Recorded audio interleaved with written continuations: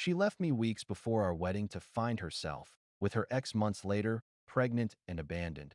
She returned asking me to be the baby's real father. I'm 34 years old, and up until last year I thought I had a predictable, almost boring life ahead of me. That was by design. My parents' marriage ended in flames. Police called to our house more than once, my dad disappearing for weeks, my mom crying in the kitchen over bills. At 14, I made myself a private promise. When I finally built a family, it would be steady, safe, and unremarkably normal. So when I met Anna, I felt like I'd found that anchor. She's 32, works in marketing. We clicked over small things, complaining about the bus schedule, joking about bad takeout, swapping book recommendations. She wasn't a manic pixie dream or a whirlwind romance. She was calm, pragmatic, a little idealistic in ways I thought were harmless. We dated for nearly 7 years before I proposed. And even that wasn't impulsive. I spent months saving for a ring. Nothing flashy, but solid. I researched vendors, kept receipts in a password-protected folder on my laptop, and planned the proposal on a hiking trail we both loved. She cried, said yes, and told me she'd never doubted I was the one. For the first year of our engagement, it felt like everything I'd promised myself was finally real.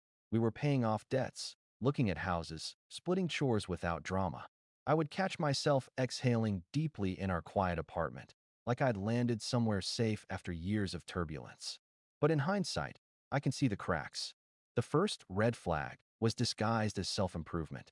Anna started listening to more podcasts about spirituality, living authentically, and finding higher purpose.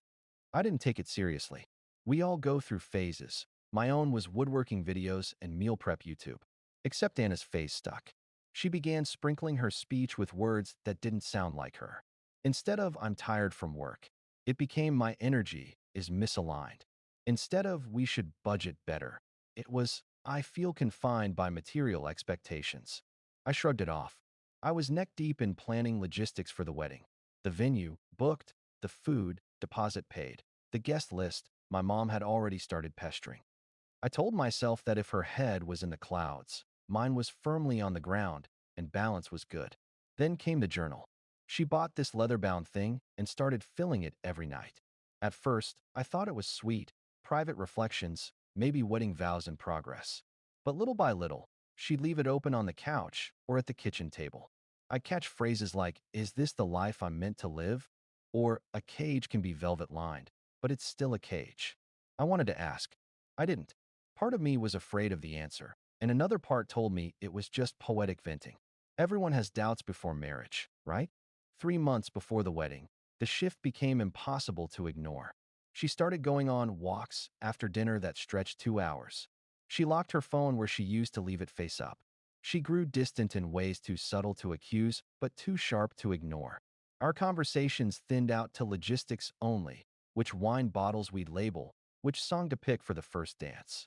One night, I was sitting at our dining table labeling those very bottles when she sat down across from me, back straight, hands folded in her lap. She didn't ease into it. No small talk, no hesitation. "I must live without regrets," she said, like it was rehearsed. "I can't marry you right now. I need to go on a spiritual journey with Alex." My marker froze mid-label. Alex, her ex from college. The guy I'd always quietly disliked, but had no concrete reason to forbid from her life. He was one of those men who filled a room with bravado, motorcycles, tattoos, loud stories about the system. Years ago, he'd mailed her a birthday card with a photo of himself shirtless on his bike, captioned, "You'll never forget this ride." I remember laughing it off with her at the time, but now my chest felt like it was collapsing inward. "Are you serious?" My voice sounded flat, robotic. She nodded, almost serenely. She said she wasn't abandoning me, just choosing herself for now. She and Alex were going to travel, not necessarily romantic, but necessary for her soul-searching. She said she hoped I'd understand. I didn't shout. I didn't throw anything. I remember tasting copper in my mouth, realizing I was biting my tongue so hard it nearly bled. The next morning, she packed. By the following week, she was gone. The apartment felt like a museum after that. Her hair tie on the nightstand, her sweater draped over a chair, the stack of invitations we'd never sent. I went through the motions, canceling vendors, calling relatives, eating the deposits I couldn't recover. I boxed up her belongings, labeling each carton like evidence. And then there was the ring. That ring was like a glowing coal in my drawer. Every time I opened it to grab socks, I felt its weight. A month's worth of savings, countless hours of planning, compressed into a reminder of how foolishly confident I'd been. At first, I thought I'd sell it, get back at least some money. But even looking up resale sites made me nauseous. So it sat there, waiting. And I sat there too, trying to stitch together a new life from the scraps she'd left. The weeks after Anna left were a blur of paperwork and silence. I had a calendar full of wedding to-dos, cake tasting, seating chart, honeymoon reservations, and every day I'd cross something off, not because I completed it, but because I had to cancel it. The list shrank like a dying tree, branches lopped off one by one. People tried to console me. My mom called daily, reminding me that these things happen for a reason. My best friend Ben suggested drinking until we couldn't feel feelings. Colleagues gave me awkward half-hugs in the break room. But in the quiet of my apartment, I was a ghost. I'd find myself staring at her empty mug in the cupboard or the indentation her plant left on the windowsill. I wasn't sobbing into the sheets. I was just numb, drifting. Except for the ring. The ring sat in its velvet box inside my desk drawer. Some days I'd open it, just to confirm it was still there, like checking a wound you can't help but prod. It symbolized not just the failed engagement, but also the humiliating miscalculation of who I thought Anna was. I couldn't wear it. I couldn't sell it. It just existed. One night, a month after she left, I stopped at a diner near my office. It was late, nearly 11 p.m., and the place was mostly empty except for a young couple in the booth next to mine. I recognized them. They were servers at a restaurant I frequented downtown, always polite, always hustling. They couldn't have been more than 22. I wasn't trying to eavesdrop, but their voices carried. They were debating how to afford a ring. He wanted to propose, but he couldn't justify spending money they didn't have. She was reassuring him, saying she didn't need a ring at all, but I could hear the disappointment she was trying to swallow. Something in me shifted. When they got up to leave, I followed them outside, my pulse hammering. I introduced myself awkwardly. Hey, I don't mean to intrude, but I overheard you talking about engagement rings. The guy looked at me like I was about to scam him. The girl pulled her coat tighter. I opened my backpack, pulled out the box, and held it out. I don't need this anymore. It's yours if you want it. They froze. The guy actually stepped back, suspicious. What's the catch? No catch, I said. It's already paid for. It shouldn't sit in a drawer when it could mean something to someone else. The girl's eyes filled with tears before the box was even open. The guy shook his head, still in disbelief.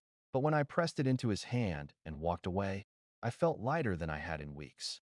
For the first time since Anna left, I wasn't just reacting. I was choosing. The relief didn't last long. A few weeks later, my phone buzzed with a message from an unknown number. I hear you gave away the ring. Cute. So generous with things that aren't even yours anymore. I froze. It was Anna. She sent another text immediately after. We need to talk.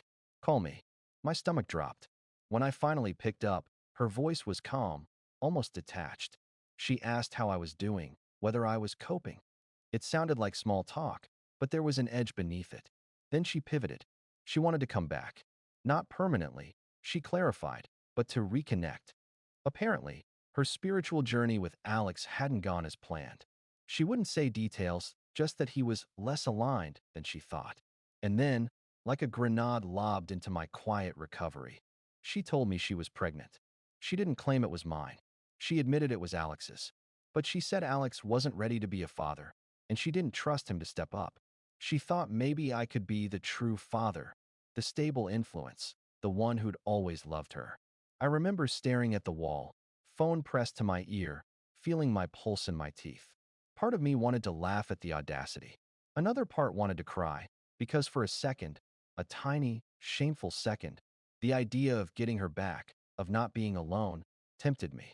But then I thought of the ring in that young couple's hands, of how it had finally stopped feeling like a stone around my neck, of how giving it away had meant I was done carrying her choices. Anna, I said, keeping my voice steady, you made your decision. I'm not your backup plan. She tried to protest, saying it wasn't like that I didn't understand, that love was complicated. I told her not to contact me again unless it was through a lawyer, and I hung up. That night, I sat in the dark, phone on the table, mind spinning. She wasn't just coming back to apologize, she was rewriting history, framing her betrayal as some noble quest, positioning herself as the victim of Alex's cowardice, and me as the dependable safety net. It was manipulative, yes, but it was also insidious. Because she knew me. She knew my craving for stability, my longing for family, my weak spot for responsibility. She was betting I'd fold. And for the first time since she left, I realized this wasn't just heartbreak. This was going to be a battle. The morning after Anna's call, I woke up to a different kind of silence. Not the hollow absence I'd been living in since she left, but the sharp quiet of clarity. For weeks, I'd been drifting, numbing myself with work, avoiding friends, letting the days blur together. But hearing her voice, calm, calculated, trying to fold me back into her narrative, snapped something in me. I realized if she was bold enough to ask me to raise another man's child after ditching our wedding for him, she was bold enough to twist the story further. And if I didn't protect myself, her regrets could become my liabilities. So I did what I always do when panic threatens to take over. I made a plan. First step, documentation. I backed up every text, every email, every calendar invite from our engagement onto an external drive. I exported her breakup message, the one where she literally said she needed to leave with Alex for a spiritual journey, into PDFs with timestamps. I screenshotted her later texts about the pregnancy. I even dug out the receipts from the ring purchase, the venue deposits, the cancellation notices. At the time, it felt obsessive, but I knew how messy things could get if she decided to claim I owed her money, or worse, responsibility for the baby. Next, I called Ben. He's not a lawyer, but he's the kind of friend who cuts through the fog. Dude, he said after I explained everything. She's trying to make you plan B. You need an actual lawyer, like yesterday. He was right. The lawyer I found was a calm, older man named Harris. His office smelled like paper and dust, and he listened without interrupting as I laid everything out. The wedding cancellation, the spiritual journey, the pregnancy reveal. When I finished, he steepled his fingers and said, "You did the right thing documenting. Keep doing that. And here's the key. You need a clean, provable boundary. If she claims later that you promised to support her child, it becomes your word against hers. Don't give her that opening." I asked if I should block her. "No," he said. "Don't initiate, but don't erase. If she contacts you, respond minimally, keep it factual, and save everything. No phone calls if you can avoid it. Always steer her to writing. That way, if she tries to spin this in court, you have a paper trail." I walked out of his office with a folder of advice sheets and a strange calm settling over me. For the first time since the implosion, I wasn't just surviving. I was protecting myself. But clarity doesn't erase emotion. At night, I lay awake, remembering the ordinary moments. Anna curled up with a book on Sunday mornings, her laugh when we burned pancakes, the way she'd squeeze my hand 3 times. "I love you." I replayed those memories like crime scene footage, analyzing where I'd missed the signs. Was she already texting Alex while we shopped for rings? Did she write about him in that journal I never dared read fully? Had I been so desperate for stability that I ignored the obvious instability in her? The self-blame came in waves. But every time it hit, I returned to the evidence folder, to the texts where she admitted leaving, admitted the pregnancy was Alex's. The truth was ugly, but it was clear. And that clarity hardened into something new, resolve. 2 weeks later, Anna reached out again, this time by email. She wrote about how lonely she was, how Alex had abandoned her in the middle of their travels.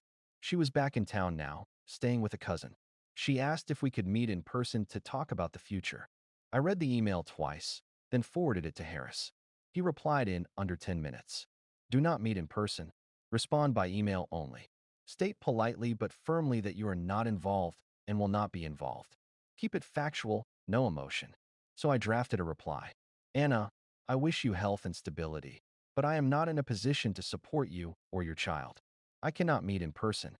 Please direct any future communication through writing." I hit send. My hand shook, but my chest felt steady. That night, she called anyway. I let it go to voicemail. Her message started calm, then escalated. "I can't believe you're doing this. After everything we had, you're just abandoning me when I need you. You don't understand. Alex is dangerous. He's unstable. I thought you'd be different. I thought you'd be the father this baby deserves. How can you live with yourself?" Her voice cracked at the end, and for a fleeting second, I almost called back. Almost. Instead, I saved the voicemail, uploaded it to the folder, and labeled it voicemail_Fred manipulation. It's strange how quickly you can shift from heartbreak to strategy. A month ago, I was a hollow man staring at an empty apartment. Now I was a soldier cataloging evidence, anticipating moves, fortifying defenses. But beneath that armor, the hurt remained. I'd loved her, truly, and she'd not only left me, but tried to reframe her abandonment as my obligation. That betrayal cut deeper than the loss itself. And yet, for the first time, I wasn't drowning in it. I was standing. Bruised, yes. Lonely, yes. But standing. And I knew. Whatever game she was about to play, I was ready to fight it on my terms. Final update point: 3 months passed without seeing Anna in person. I stayed disciplined. Every text saved, every voicemail archived, every reply filtered through the lens of what if a judge reads this one day? But silence doesn't mean peace. Rumors travel faster than facts. I started noticing colleagues giving me odd looks. One finally pulled me aside and asked, "Hey, is it true you left your fiancée pregnant and alone?" That was when I knew Anna had started controlling the narrative. The next blow came as a certified letter, a petition for child support, filed in my county court, my name listed as the alleged father. I sat at my kitchen table with the papers spread out, my heart thudding so hard the edges blurred. Harris's voice was calm on the phone. "Don't panic. This is procedural. She's naming you, but she'll have to prove paternity. You have the texts where she admitted the child isn't yours. We'll request DNA testing immediately." Still, the idea of standing in court, defending myself against a lie, churned my stomach. The hearing was set for 6 weeks later. Those weeks were a crucible. Anna kept emailing, alternating between guilt trips and veiled threats. "If you cared about me, you'd help. If you don't, people will know what kind of man you really are." Sometimes she played the victim. "Alex abandoned us. I'm scared. I need someone stable." Other times she twisted the knife. "You think giving away the ring makes you noble? It makes you pathetic. Even strangers got more from you than I did." Each message went straight into the evidence folder. Court day was surreal. The waiting room smelled of disinfectant and anxiety. Harris sat beside me, calm as granite. When Anna walked in, I barely recognized her. She looked smaller, thinner, but her eyes carried that same calculating gleam I'd heard on the phone. She testified first. Her story was a patchwork of half-truths. Yes, she'd left with Alex, but only because I was emotionally distant. Yes, the pregnancy was technically during that time, but she wasn't certain who the father was. She painted herself as confused, abandoned, desperate. Then Harris presented our evidence. Her original breakup text naming Alex and calling it a spiritual journey. Her voicemail admitting Alex was the father. Screenshots of her own words asking me to step in and be the true father. When the judge ordered DNA testing, she crumbled. Weeks later, the results came back, 0% probability. Case dismissed. But victory didn't feel like triumph. I thought I'd walk out of that courthouse lighter. Instead, I felt like I'd aged 10 years. Yes, I'd protected myself. Yes, the truth had prevailed. But the process had carved something out of me. Trust, maybe. Or innocence. Or just the naive belief that love, once given, was safe. Life after Anna is quieter. I still live in the same apartment, though I finally replaced the furniture she chose. The young couple I gave the ring to? They sent me a thank you card with a photo of their wedding. I keep it on my fridge as a reminder that generosity, even born of heartbreak, can ripple outward. I don't date much yet. People tell me I should get back out there, but I'm not rushing. I'm relearning how to be okay in my own skin. How to enjoy a Saturday alone or a grocery run without someone by my side. Sometimes I replay everything in my head, searching for lessons. The main one is this: truth doesn't always set you free right away. Sometimes it drags you through fire first. Anna isn't a monster. She's a human being who made selfish, destructive choices and tried to rewrite the consequences. I don't hate her, but I won't excuse her either. As for me, I came out scarred, but not broken. I'm not the true father of her child. I'm not her safety net. I'm just a man who learned, painfully, that living without regrets sometimes means walking away, completely, permanently, and choosing yourself.